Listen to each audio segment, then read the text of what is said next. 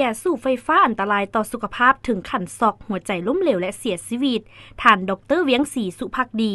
หัวหน้าแผนกสาธารณสุขแขวงจำปาสักให้สัมภาษณ์ต่อหนังสือพิมพ์จำปาใหม่ในวันที่1 พฤษภาคม 2025มานี้ว่ายาสูบไฟฟ้าทุกชนิดที่ผู้คนจำนวนหลายนิยมกันสูบในปัจจุบันประกอบมีสารนิโคตินหลายกว่ายาสูบธรรมดาหลายเท่า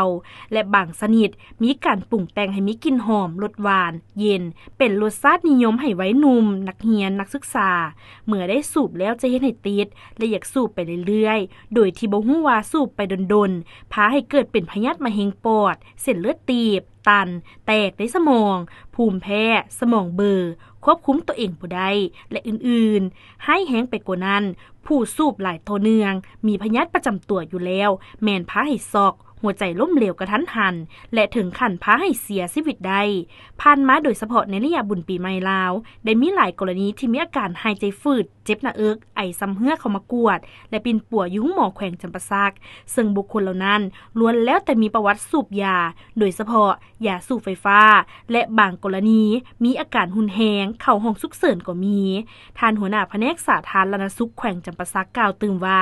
เนื่องจากการสูบยาไฟฟ้าบ่มีผลดีแต่มีผลให้ต่อสุขภาพชีวิตทรัพย์สินของพลเมืองและปรากฏการณ์ย่อท้อในสังคมเห็นให้ครอบครัวสังคมบ่มีความสงบดังนั้นจึงเรียกร้องให้ทุกภาคส่วนเป็นเจ้าการช่วยกันในการป้องกันเส้นเผยแพร่ผลให้จากการสูบยาสูบไฟฟ้าออกให้สังคมรับรู้อย่างกว้างขวางพ่อแม่ผู้ปกครองและครูอาจารย์ต้องเอาใจใส่สั่งสอนลูกหลานบ่ให้ไปยุ่งเกี่ยวกับยาสูบไฟฟ้า